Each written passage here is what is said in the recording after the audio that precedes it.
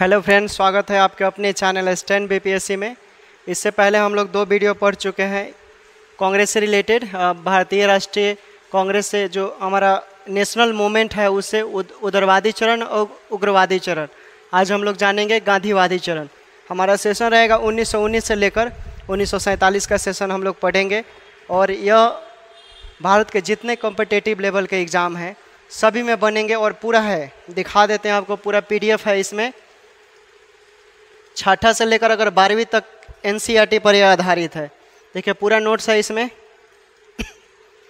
पूरा नोट्स है, ये सब है, एक भी प्रश्न आपका नहीं छूटेगा। आप सिर्फ वीडियो के अंत तक बने रहिएगा लोग, सारा हम करवा देंगे जो भी है, एक भी प्रश्न नहीं छूटेगा इसमें। और स्टेट पीसीएस और यूपीएससी बिहार दरोगा और बीपीएससी शिक्षक भर्ती पर यह बेस्ट है, सभी है।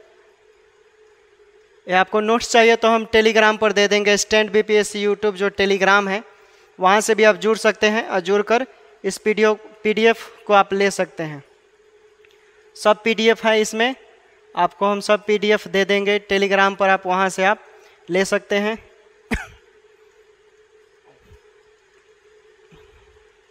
आज हम लोग गांधी युग के बारे में जानेंगे। गांधी जी के बारे में आज हम लोग जान लेंगे। गांधी जी के द्वारा क्या क्या आंदोलन किया गया था, गांधी जी क्या क्या थे, आज हम लोग गांधीवादी चरण जानेंगे। ठीक है, बोर्ड का पेन क्या हो गया है, टेबल के नीचे नहीं है ना, देखो तो।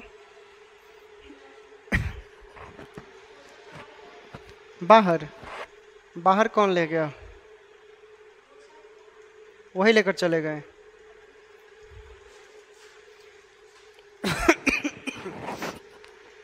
चलिए, सभी लोगों का स्वागत है, शुभ संध्या। सभी लोग जुड़िए सेशन के साथ और सेशन को शेयर कीजिएगा। पीडीएफ ज़बरदस्त है। देखिए गांधी युग के बारे में हम लोग जानते हैं। सबसे पहले जानेंगे गांधी जी के बारे में। देखिए गांधी जी का जन्म कब हुआ था दोस्तों? 2 अक्टूबर 1869 को। गांधी जी एक उदारवादी व्यक्ति थे, ठीक है। और इनका जन्म कब हुआ था? 2 अक्टूबर 1869 को। गुजरात के पोरबंदर एक जगह है वहीं पर हुआ था। और गांधी जी के 4 बेटे थे, ठीक है। इनके पिताजी का नाम था करमचंद गांधी और माता जी का नाम था क्या? पुतलीबाई। क्या नाम था? माता जी का नाम पुतलीबाई था। गांधी जी जब 13 वर्ष के थे तो इनका शादी कस्तूरबा नाम की एक लड़की से हुआ। 13 वर्ष की उम्र में। 13 वर्ष की उम्र में पहले के ज़माने में बाल विवाह होते रहते हैं, तो उसके अकॉर्डिंग हुआ है। अब ये नहीं देखना है कि आज के जनरेशन के अनुसार अगर उनका आकलन करेंगे तो ये संभव नहीं है। पहले बाल विवाह होता था, उसके अकॉर्डिंग हुआ। देखिए क्या हुआ, चूँकि 1888 ईस्वी में, क्या है पीडीएफ में देख लीजिए, 1888 ईस्वी में कानून की शिक्षा प्राप्त करने के लिए इंग्लैंड चले जाते हैं। और 1891 ईस्वी में इन्हें बैरिस्टर की डिग्री प्राप्त हुई और इसी वर्ष से क्या आते हैं? भारत आ जाते हैं, ठीक है। कब आते हैं भारत? पहली बार देखिए 1888 में एक कानून यानी लॉ की पढ़ाई करने के लिए इंग्लैंड जाते हैं। और 3 साल बाद जब ये डिग्री हासिल कर लेते हैं बैरिस्टर यानी लॉ की, तो 1891 ईस्वी में ये क्या आ जाते हैं? वापस आ जाते हैं भारत में। तो पूछेगा भारत में गांधी जी एजुकेशन हासिल करने के बाद कब आए? तो आप क्या बोलिएगा? बोलिएगा 1891, ठीक है। यहाँ से भी प्रश्न बनेंगे, नोट करते रहना, जान लेना। इसके बाद इन्होंने राजकोट में क्या किया? वकालत शुरू की। गांधी जी राजकोट में वकालत शुरू की यानी वकील करना शुरू किया। और 1893 में एक गुजराती व्यापारी जिसका नाम था दादा अब्दुल्ला के मुकदमे के पैरवी के लिए दक्षिण अफ्रीका चले गए। फिर 1893 की बात है, जब वो क्या, एक दादा अब्दुल्ला नाम का व्यक्ति था, उसका मुकदमा लड़ने के लिए, उसके मुकदमे के पैरवी के लिए वो कहाँ चले जाते हैं? दक्षिण अफ्रीका चले गए। जब ये डरबन से प्रिटोरिया रेलवे कोच के प्रथम श्रेणी के डिब्बे में यात्रा कर रहे थे तो पीटर मेरिट्सबर्ग नामक स्टेशन पर एक अंग्रेज ने उन्हें जबरदस्ती प्रथम श्रेणी के डिब्बे से धक्का दे दिया। और यह घटना नस्ल और रंग भेद के पक्षपात से प्रेरित था। और यहीं से गांधी जी बोले कि बेटा हम तुमको सबक सिखलाएंगे, तुम हमें हल्के में ले रहे हो। और ये घटना गांधी जी को ऐसे दिल और दिमाग में लगा ना कि गांधी जी वहीं से ठान लिए कि मैं एक दिन तुम लोगों को सबक सिखाऊंगा।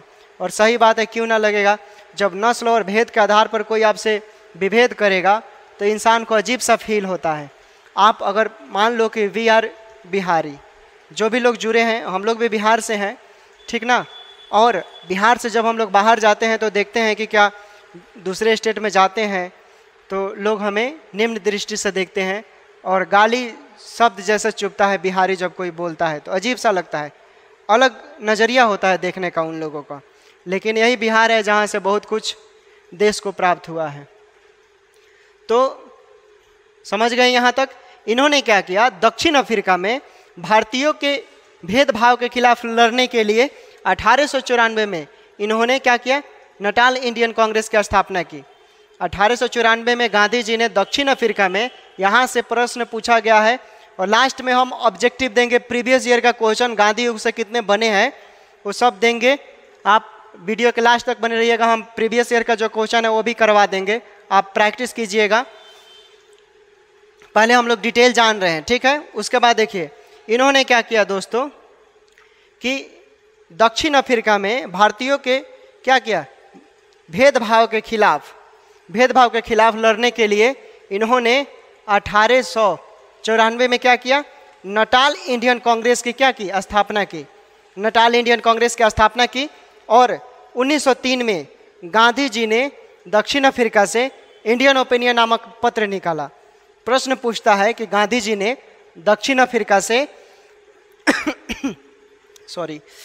दक्षिण अफ्रीका से गांधी जी ने कौन सी पत्रिका निकाला, तो आप बोलिएगा इंडियन ओपिनियन। महात्मा गांधी ने इंडियन ओपिनियन साउथ अफ्रीका से क्या निकाला, एक पत्र निकाला और वहीं से उसकी संचालन करते थे। आगे देखते हैं, आगे देखिए, आगे है उसके बाद क्या होता है दोस्तों। देखिए 1904 की बात है। 1904 में डरबन में 84 मील दूर एक फिनिक्स आश्रम की स्थापना की। आगे हम दिखाएंगे वो फिनिक्स आश्रम कैसा है। 1904 में डरबन में, वहाँ से 84 मील के डिस्टेंस पर गांधी जी ने फिनिक्स आश्रम की क्या करते हैं, स्थापना करते हैं। और 1906 में गांधी जी पहली बार दक्षिण अफ्रीका में सत्याग्रह दर्शन का विकास किया। क्या किया, सत्याग्रह। 1906 में गांधी जी पहली बार दक्षिण अफ्रीका में सत्याग्रह दर्शन का विकास किया और परवाना कानून के विरुद्ध उन्हें सत्याग्रह आंदोलन किया। तो प्रश्न पूछेगा कि गांधी जी साउथ अफ्रीका में पहली बार सत्याग्रह आंदोलन कब किया, तो क्या बोलिएगा आप कि 1906 में। गांधी जी 1906 में पहली बार साउथ अफ्रीका में क्या किया, सत्याग्रह शुरू किया। यहाँ से भी प्रश्न बनते हैं, प्रीवियस ईयर में हम दिखाएंगे आपको। फिर उसके बाद है 1908 में गांधी जी दक्षिण अफ्रीका में ही पहली बार जेल गए। प्रश्न पूछेगा यहाँ से कि 1908 गांधी जी दक्षिण अफ्रीका में, जब गांधी जी दक्षिण अफ्रीका में थे तो उन्हें पहली बार विदेशों में जेल कब भेजा गया, इस तरह का प्रश्न पूछेगा। या ये भी पूछ सकता है कि साउथ अफ्रीका में महात्मा गांधी को कब जेल भेजा गया, तो क्या बोलेंगे यहाँ पर 1908 बोलिएगा, ठीक है। 1908 में दक्षिण अफ्रीका में महात्मा गांधी को जेल भेजा गया। फिर उसी के एक साल बाद क्या होता है, इंग्लैंड से दक्षिण अफ्रीका आते समय जल जहाज में ही इन्होंने क्या किया, हिंद स्वराज नामक पुस्तक गुजराती भाषा में लिखी। है प्रश्न वेरी वेरी इंपॉर्टेंट, VVI है, बहुत बार पूछा गया है ये प्रश्न, ये छोड़िएगा मत। इसमें जब गांधी जी 1909 में समुद्री जल से यात्रा कर रहे थे, उस समुद्री जल का क्या नाम था, राजपुताना। राजपुताना वो जहाज का नाम था, याद रखिएगा, ठीक है। इसी जहाज से यात्रा कर रहे थे तो उस जहाज के दौरान उन्होंने एक किताब लिख डाला, हिंद स्वराज। उस पुस्तक का क्या नाम था, हिंद स्वराज।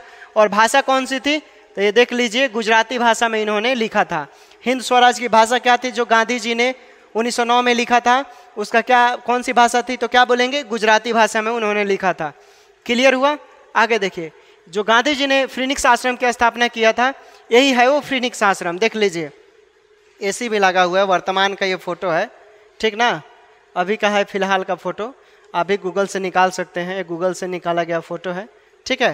ये फिनिक्स आश्रम है, यही इसी में गांधी जी ने अपना क्या एक आश्रम का स्थापना किया था, जिसका क्या नाम था, फिनिक्स आश्रम। उसके बाद देखिए गांधी जी जब जेल से उतर रहे थे, देखिए वो सब भी दिखाया गया है। ठीक है, तो महात्मा गांधी 9 जनवरी 1915 को क्या करते हैं दोस्तों, यहाँ पर लिख दीजिएगा महात्मा गांधी का प्रवासी यात्रा। ठीक, यानी महात्मा गांधी क्या हो गया ये, देखिए महात्मा गांधी 9 जनवरी 1915 को दक्षिण अफ्रीका से भारत लौटे थे। ये देखिए प्रश्न पूछता है कि प्रवासी दिवस कब मनाया जाता है। प्रवासी दिवस कब मनाया जाता है दोस्तों, तो बोलिएगा 9 जनवरी को। क्यों मनाया जाता है, क्योंकि गांधी जी 9 जनवरी को हमारे देश में लौटे थे, इसलिए प्रवासी दिवस उन्हीं के भारत वापस लौटने पर मनाया जाता है। क्लियर हुआ, प्रतिवर्ष मनाया जाता है, एक बार नहीं प्रतिवर्ष।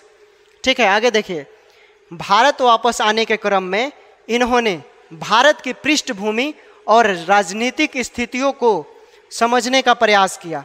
जब ये भारत में आते हैं दोस्तों, तो ये गोपाल कृष्ण गोखले से मिलते हैं और गोपाल कृष्ण गोखले से मिलकर ये बहुत प्रभावित होते हैं और उन्हें अपना गुरु मान लेते हैं। ठीक है, गुरु मानने के बाद जब गोपाल कृष्ण गोखले से मिलते हैं तो बोलते हैं गोपाल कृष्ण गोखले जी कि गांधी एक तुम काम करो कि जाओ अभी तुम राष्ट्रीय आंदोलन में पार्टिसिपेट मत करो, भाग मत लो।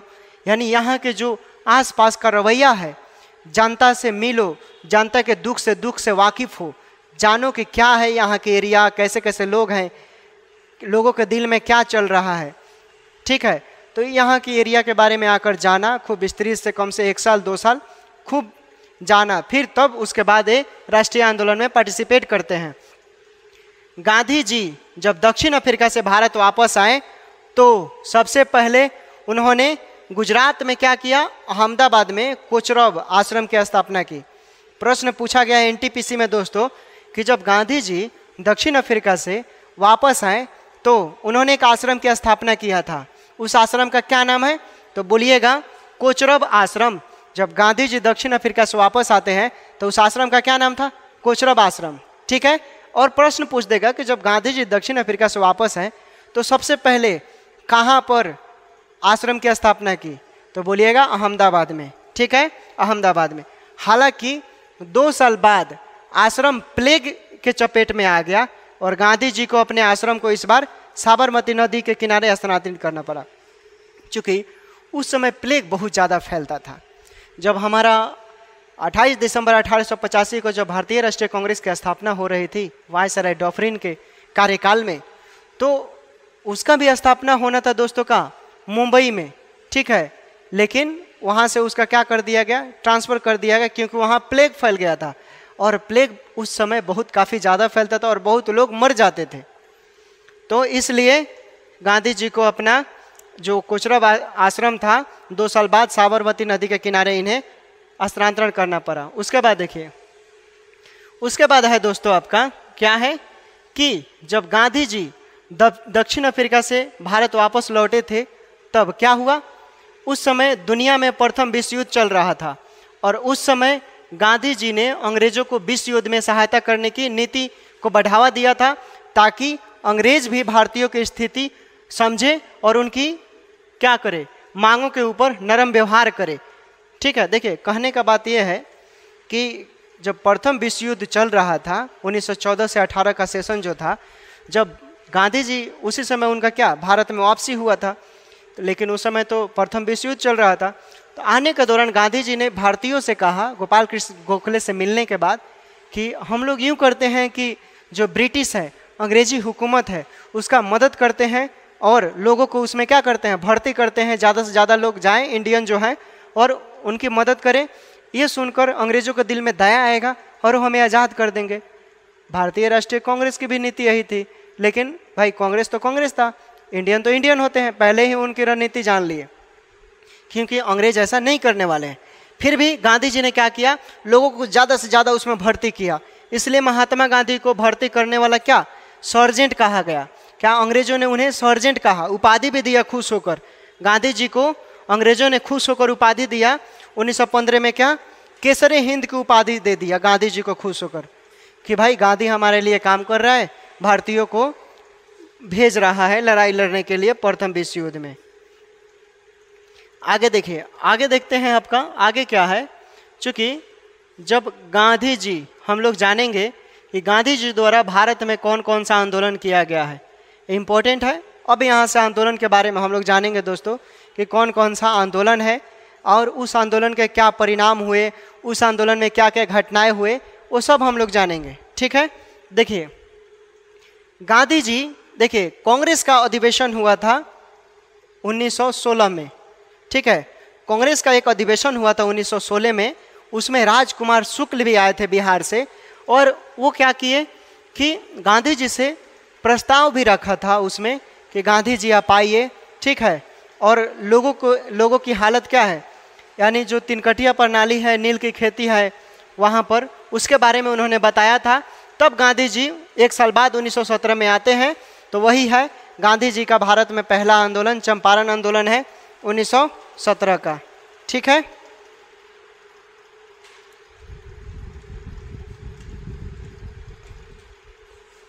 तो पहला आंदोलन इनका क्या था, चंपारण आंदोलन। देखिए चंपारण आंदोलन पूछेगा कब हुआ तो क्या बोलेंगे, 1917 में चंपारण आंदोलन हुआ था।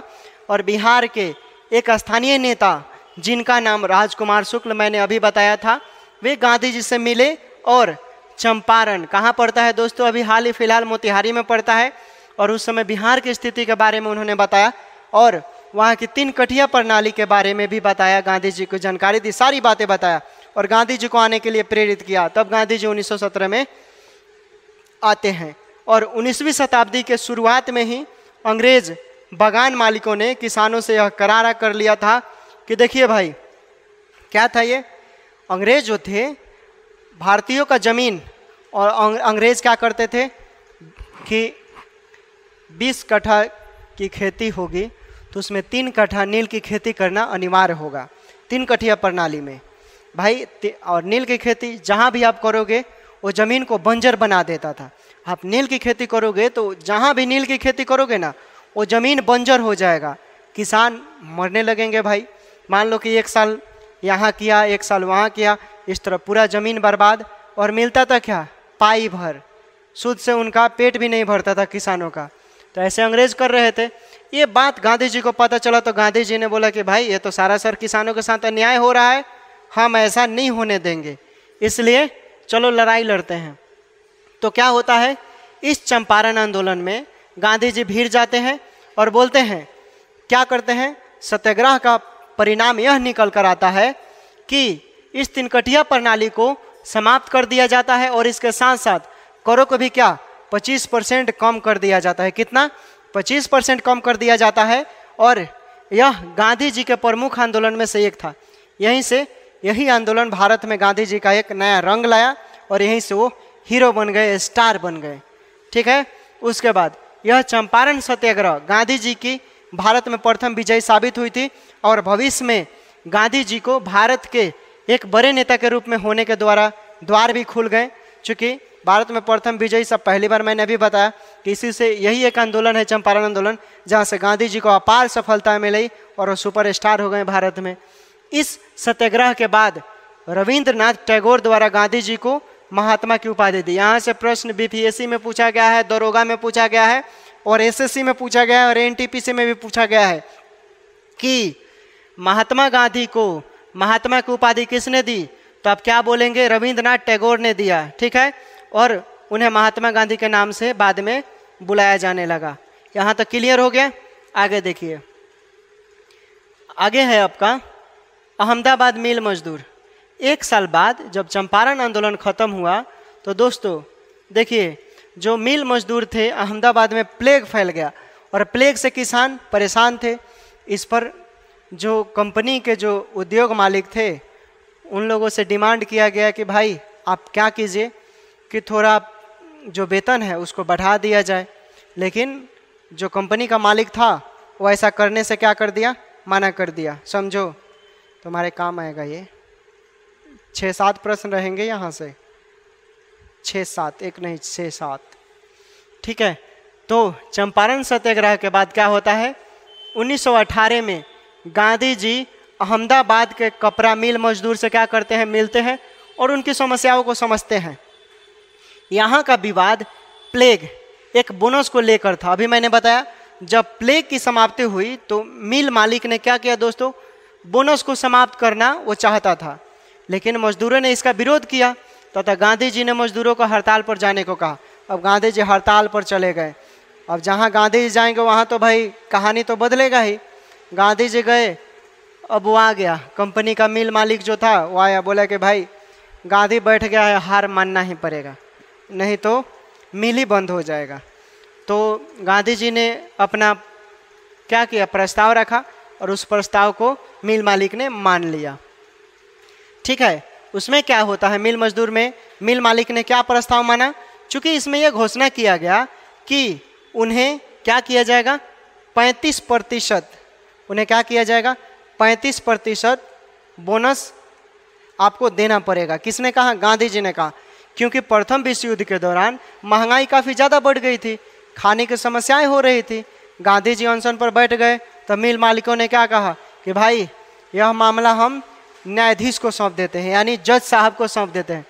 भाई गांधी तो खुद LLB किए थे, एडवोकेट थे। न्यायाधीश के सामने जब अपनी वकालत पेश किया तो न्यायाधीश ने भी बोला कि भाई चलो ठीक है, 35% बोनस देने का फैसला हम स्वीकार करते हैं और इनको 35% दिया जाएगा बोनस। और यहीं से गांधी जी दूसरा केस भी जीत जाते हैं और फिर से एक बार भारत में वो हीरो बन जाते हैं। ठीक है, उसके बाद क्या है, हम लोग जानेंगे खेरा आंदोलन। यहाँ से भी प्रश्न पूछा गया है, बहुत बार प्रश्न पूछा गया है। खेरा आंदोलन कब हुआ था, तो 1918 में हुआ था खेरा आंदोलन। समझ गए, खेरा आंदोलन कब हुआ था, तो 1918 में हुआ था। इसके बाद उस वर्ष 1918 में ही गांधी जी, अभी बताया, गांधी जी खेरा आंदोलन करते हैं। खेरा कहाँ पड़ता है, गुजरात में पड़ता है दोस्तों। खेरा कहाँ पड़ता है, तो बोलेगा गुजरात में। क्या बोलोगे, खेरा कहाँ पड़ता है, गुजरात में। चूँकि किसानों के साथ अत्याचार के विरुद्ध अंग्रेजों के यहाँ पर किसानों की फसलें नष्ट हो जाने के बाद भी उनसे करों की वसूली की जा रही थी। क्या किया जा रहा था, करों की वसूली की जा रही थी, लगान जिसको बोलते हैं। और गांधी जी ने किसानों को लगान न देने के लिए कहा। इस मामले की जांच के बाद यह निष्कर्ष निकाला कि लगान माफ़ कर देना चाहिए। और गांधी जी के दक्षिण अफ्रीका में किए गए उनके कार्य को लेकर वे भारत में काफ़ी चर्चित थे और इन आंदोलन में भी उन्हें काफ़ी सफलता मिली और भारत में एक बड़े नेता के रूप में वो उभरे। समझ गए, इसमें उन्होंने बोला कि भाई लगान आप लोग कम कीजिए, लगान कम दीजिए, आप लोग जो वसूली कर रहे हैं वो कम से कम दर पर वसूली कीजिए। इसी से ये रिलेटेड था। आगे देखेंगे रॉलेट एक्ट। देखिए रॉलेट एक्ट क्या था, चूँकि रॉलेट एक्ट 19 मार्च 1919 को हुआ। ठीक है, जब एक साल बाद 1918 में विश्व युद्ध समाप्त हो गया तो उसके बाद ही 1919 में अंग्रेजों द्वारा रॉलेट एक्ट को भारत में लाया गया। और रॉलेट एक्ट को भारत में क्यों लाया गया, चूँकि उस समय उस एक्ट में ऐसी बात कही गई कि किसी भी इंसान को शक की निगरानी पर उसे गिरफ्तार किया जा सकता है। यानी उस एक्ट में भारतीयों के लिए कोई अच्छी बात नहीं थी, जैसा गांधी जी और भारत के लोग सोच रहे थे। क्योंकि जैसे ही हमने ऊपर चर्चा की थी कि गांधी जी भारतीयों को विश्व युद्ध में क्या कर रहे थे, अंग्रेजों को मदद कर रहे थे कि अंग्रेज विश्व युद्ध जैसे समाप्त होगा हमें आज़ाद कर देंगे, लेकिन ऐसा नहीं हुआ। और अंग्रेजी सेना में भर्ती होने का प्रोत्साहन दे रहे थे, लेकिन अंग्रेज तो अंग्रेज थे, पोस्ट डेटेड चेक की तरह एक स्टेटमेंट दे रहे थे वो। यह कानून ऐसा था, इसे काला कानून भी बोलते हैं। बिना अपील, बिना वकील और बिना दलील को आपको पकड़कर जेल में डाल दिया जाएगा और आपके ऊपर मुकदमा चलाया जाएगा। ठीक है दोस्तों, तो इसी के वियोग में पंजाब के दो फेमस नेता थे, डॉक्टर सत्यपाल और किचलू, सैफुद्दीन किचलू को क्या किया, अंग्रेजों ने जेल में बंद कर दिया।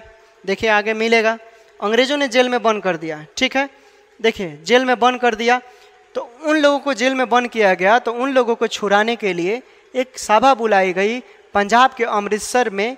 अमृतसर जालियावाला एक बाग है, उसी में सभा बुलाई गई भारतीयों के द्वारा। उसमें कम से कम 2000-3000 लोग थे और बुलाई गई। तो उसमें बात चल रहे थे, नारे चल रहे थे कि डॉक्टर सत्यपाल को और किचलू को कैसे छुड़ाया जाए। एक इतिहास में उस गद्दार व्यक्ति था जिसका नाम था हंसराज, उसका अभी तक उजागर नहीं हुआ है। उसने जनरल डायर से जाकर कानाफूसी कर दिया कि भारतीय आपके अगेंस्ट में भारका भरकी वाला बात जाकर बोल दिया जनरल डायर से। जनरल डायर बिना किसी आदेश का आदेश दे दिया कि एकदम डू एंड डाई, मार डालो सबको, फायर कर आदेश दे दिया। देखिए यहाँ पर फिगर में क्या किया, सब कोई मार रहा है, सब भारतीय। आसपास जो कुआं है, कुछ लोग जान बचाने के लिए कुएं में छलांग लगाते हैं, और जब रिपोर्ट आती है मरते हैं, लगभग 1500 लोग मारे गए थे। लेकिन सरकारी रिपोर्ट के अनुसार 379 लोग ही मारे गए। 379 क्यों? 379 लोगों का ही नाम बायोडाटा मिला, पहचान हुआ, बाकी लोगों का पहचान नहीं हुआ। ऐसे थोबरा बिगड़ गया था, लाशें सड़ गई थी, इतना जुल्म, इतना बुरी तरह से मारा गया था, बाकी लोगों को नहीं पहचाना गया, 1200-1300 लोगों को। ठीक है, तो यही था दोस्तों। तो देखिए क्या है इसमें, पंजाब के 2 लोकप्रिय नेता डॉक्टर सत्यपाल और सैफुद्दीन किचलू को गिरफ्तारी के बाद जनता का आक्रोश तेज हो गया और कई जगह हिंसाएं हुई। अमृतसर शहर में 13 अप्रैल 1919 को शाम 5 बजे जालियांवाला बाग में विशाल सभा में रॉलेट एक्ट, डॉक्टर सत्यपाल आदि के बारे में भाषण चल रहा था। तभी सैन्य अधिकारी ब्रिगेडियर जनरल रोगी नाल डायर ने फौज द्वारा भीड़ पर गोली चलाने का आदेश दे दिया और इस घटनाकांड में लगभग 1500 लोग मारे गए। वैसे सरकारी आंकड़े के अनुसार 379 लोग मरे थे, लेकिन घायलों की संख्या लगभग 1200 बताई गई थी। क्लियर हुआ दोस्तों? आगे देखिए, आगे देखते हैं हम इसमें क्या है। चूंकि जालियांवाला बाग हत्याकांड के समय पंजाब प्रांत का लेफ्टिनेंट गवर्नर कौन था? तो माइकल ओडायर था, जिसकी हत्या 1940 में उधम सिंह ने किया था। ये कब पूछा गया था प्रश्न? 67 में प्रश्न पूछा गया है दोस्तों। 67 में प्रश्न पूछा गया है कि जालियांवाला बाग हत्याकांड के समय पंजाब का प्रांत का लेफ्टिनेंट गवर्नर कौन था? तो बोलिएगा माइकल ओडायर था, जिसकी हत्या 1940 में उधम सिंह ने किया। क्लियर हो गया?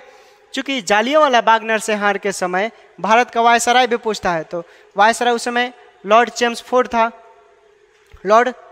था। याद रखिएगा, जिसका शासनकाल कितना है? 1916 से 1921 है। कितना है? 1916 से 1921 है लॉर्ड चेम्सफोर्ड का शासनकाल। और ब्रिटिश सरकार ने जालियांवाला बाग हत्याकांड की जांच हेतु हंटर कमेटी बनाई। हंटर कमेटी कब बनाई? 1919 में। चूँकि उसका अध्यक्ष थे जेसी हंटर ने अध्यक्षता की थी, इसलिए इसका नाम हंटर कमीशन पड़ा, हंटर कमेटी। याद रखिएगा। आगे देखिए, चूँकि उस समय, अब आते हैं खिलाफत आंदोलन के बारे में जानते हैं। क्या है? नोट कर लीजिएगा। अब हम जानेंगे खिलाफत आंदोलन कब हुआ था। खिलाफत आंदोलन 1919 में हुआ था। ठीक है दोस्तों, 1919 में हुआ था खिलाफत आंदोलन। उस समय तुर्की के खिलाफ खलीफा को, उस समय तुर्की में एक पद हुआ करता था खलीफा, और ये मुसलमानों का एक क्या था? धार्मिक पद था, जिसे धार्मिक गुरु माना जाता था, और उनके ऊपर अंग्रेजों द्वारा बुरा व्यवहार किया जा रहा था। अंग्रेज सोच रहे थे कि हम खलीफा पद को समाप्त कर देंगे और भारतीय मुसलमान भी हैं, जो तुर्की में मुसलमान हैं, खलीफा पद समाप्त हो जाएगा और सारा काम आसान हो जाएगा। लेकिन यह तो आग की तरफ फैल गया दोस्तों, क्योंकि जब किसी भी, सबसे आप जीत सकते हैं, लेकिन जब अब धर्म का बात आता है तो आप कितने भी विद्वान क्यों ना हैं, कितने भी कुछ क्यों नहीं हैं, आप नहीं जीत पाएंगे धर्म के खिलाफ, क्योंकि धर्म के आगे अच्छे अच्छे लोगों की हार हो जाती है। धर्म पर बात हम लोग नहीं करेंगे, ठीक है। तो वही है, चूँकि ये खलीफा पद जो था, ये मुसलमानों का एक धार्मिक पद था, जिसको अंग्रेज विरोध में थे और भारतीय इसके समर्थन में थे। ठीक है। गांधी जी ने इस आंदोलन में क्यों समर्थन किया? क्योंकि वो चाहते थे कि भारतीय मुसलमान जो हैं उनको भी क्या किया जाए, राष्ट्रीय आंदोलन में साथ लाया जाए, और यहाँ के भी जो मुसलमान होंगे वो हमारी मदद करेंगे, जिससे हमें राष्ट्रीय आंदोलन में क्या मिलेगी? मदद मिलेगी। ठीक है। तो यही बात है, यहाँ पर लिखा गया है। अंग्रेजों के विरुद्ध राष्ट्रीय आंदोलन में वो जोड़ना चाहते थे मुसलमानों को, इसलिए वो मुसलमानों को ऐड करना चाहते थे। प्रारंभ में इस आंदोलन का नेतृत्व अली बंधु, कभी कभी प्रश्न पूछेगा खिलाफत आंदोलन का नेतृत्व किसने किया? तो अली बंधुओं के द्वारा शुरुआत में किया गया, लेकिन बाद में इसका नेतृत्वकर्ता किसे दिया गया? महात्मा गांधी को दिया गया। ठीक है। शौकत अली और मोहम्मद अली थे, दोनों भाई, याद रखिएगा। आगे देखते हैं। आगे है कि इन सब घटनाओं को देखते हुए गांधी जी द्वारा अगस्त 1920 में असहयोग आंदोलन की शुरुआत की गई। और असहयोग आंदोलन, देखिए प्रश्न पूछेगा कि असहयोग आंदोलन कब शुरू हुआ?